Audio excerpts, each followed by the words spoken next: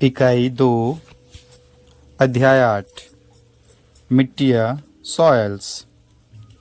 मिट्टी का महत्व।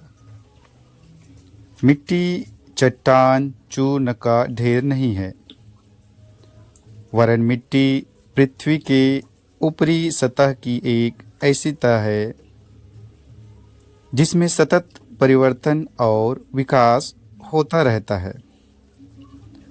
प्राकृतिक संसाधनों में मिट्टी सबसे महत्वपूर्ण एवं आधारभूत संसाधन है।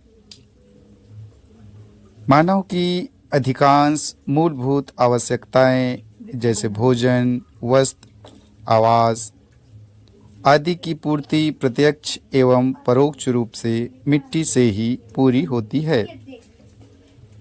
इस तरह मिट्टी मानव संस्कृति एवं सभ्यता की जननी है।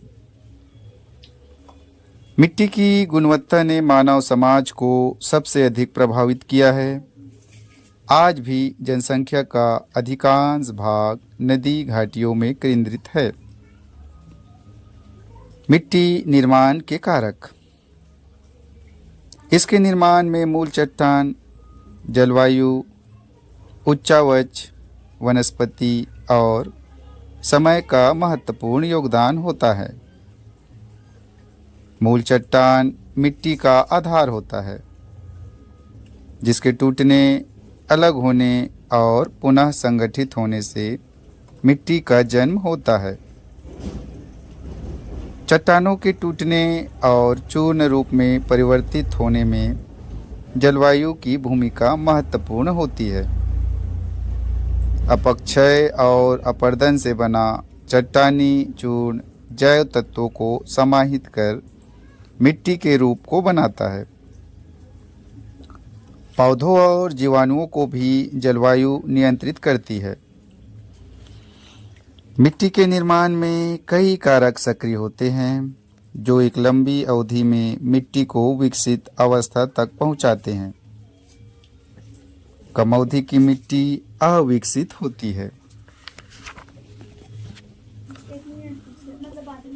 मृदा वर्ग, आर्द्रता की दशा, तापमान, प्रधान वनस्पति।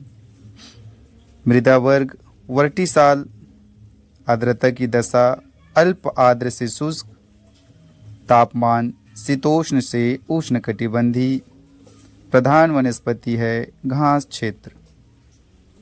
दूसरा इंसेप्टिसाल, आर्द्रता की दशा आर्द्र, तापमान उष्णकटिबंधीय, प्रधान वनस्पति वन। तीसरा अल्फी साल, आर्द्रता की दशा अल्प आर्द्र से आर्द्र, तापमान उष्णकटिबंधीय, प्रधान वनस्पति चौड़ी पत्ती के पतझड़ वाले वन। चौथा अल्टीसाल, आर्द्रता की दशा आर्द्र, तापमान शीतोष्ण से उष्णकटिबंधीय, प्रधान वनस्पति वनस्पति। मिट्टियों का सामान्य वर्गीकरण। प्रदेश की मिट्टियों को स्थानीय आधार पर 5 भागों में विभाजित किया जाता है। पहला कन्हार मिट्टी, दूसरा मटासी मिट्टी, तीसरा भाटा मिट्टी, चौथा डोरसा मिट्टी। पहला कन्हार मिट्टी। यह मिट्टी प्रदेश की सबसे अधिक उपजाऊ मिट्टी मानी जाती है। यह गहरी चिकनी मिट्टी है, जिसका रंग गहरा काला या भूरा काला होता है। इसकी संरचना अत्यंत बारीक होती है। इसमें चूना, पोटास, एल्यूमिनियम तथा लोहा की मात्रा अधिक होती है और फास्फेट, नत्रजन तथा जीवाश्म का अभाव होता है। यह निचले भागों में पाई जाती है। इसमें चीका की मात्रा 50% से 55% तक होती है। इसमें जल धारण करने की क्षमता अधिक होती है। यह मिट्टी गीली होने पर फूल जाती है और मुलायम तथा चिपचिपी हो जाती है। सूखने पर चौड़ी गहरी दरारें पड़ जाती है। इसकी प्रकृति क्षारीय होती है। इसका पीएच मान 7.6 है। इसकी गहराई 5 होती है, 5 इंच तक होती है। छत्तीसगढ़ में महानदी घाटी के निचले भागों पर जैसे मुंगेली, बेमेतरा, राजनांदगांव, बालोद, धमतरी और महासमुंद के अधिकांश भागों में पाई जाती है। पूर्वी बघेलखंड के अंबिकापुर, रामानुजगंज, मध्य प्रतापपुर और पूर्वी कुसमी, रिहंद, कन्हार और हसदो नदियों की घाटी में भी पाई जाती है। दंडकारण्य की नदी घाटियों में यह मिट्टी मिलती है। दूसरा, मटासी मिट्टी। यह प्रदेश की दूसरी महत्वपूर्ण उपजाऊ मिट्टी है। मटासी मिट्टी कन्हार की अपेक्षा अधिक तथा भाटा की अपेक्षा कम ऊंचाई पर पाई जाती है। इसमें रेत की मात्रा अधिक होने से अपवाह अच्छा होता है और जल धारण करने की क्षमता होती है। इसमें लोहे की मात्रा अधिक होती है। फेरिक ऑक्साइड के जल योजन तथा लौह तत्वों के ऑक्सीकरण के कारण लाल रंग होता है। पीएच मान 6.8 होती है। प्रदेश की 30% कृषि मटासी मिट्टी में पाई जाती है। महानदी बेसिन में रायपुर, दुर्ग, बिलासपुर, धमतरी, महासमुंद, कोरबा, रायगढ़ और कवर्धा में मटासी मिट्टी पाई जाती है। महानदी और माड़ की घाटी में उत्तम किस्म की मटासी मिट्टी मिलती है। पूर्वी बघेलखंड के मध्यवर्ती और पूर्वी भागों में जैसे पूर्वी सीतापुर, दक्षिण अंबिकापुर, मध्य सूरजपुर और प्रतापपुर में पाई जाती है। दंडकारण्य के ऊंचे भागों में महानदी तथा गोदावरी के मैदानों में उपजाऊ मटासी मिट्टी मिलती है। कोटरी के मैदान, इंद्रावती तथा सबरी के मैदानों में भी मटासी पाई जाती है। तीसरा, डोरसा मिट्टी। यह ग्रेनाइट शैल समूह से निर्मित मिट्टी है। प्रदेश की यह तीसरी महत्वपूर्ण मिट्टी है। यह गहरे भूरे रंग की होती है। यह काली कन्हार तथा हल्की मटासी मिट्टी का मिश्रण है। इसकी 2 श्रेणियां होती है। पहली श्रेणी में कन्हार की मात्रा अधिक और मटासी की मात्रा कम होती है। पहली श्रेणी की मिट्टी अधिक उपजाऊ मानी जाती है। कन्हार की अपेक्षा डोरसा हल्के रंग की होती है।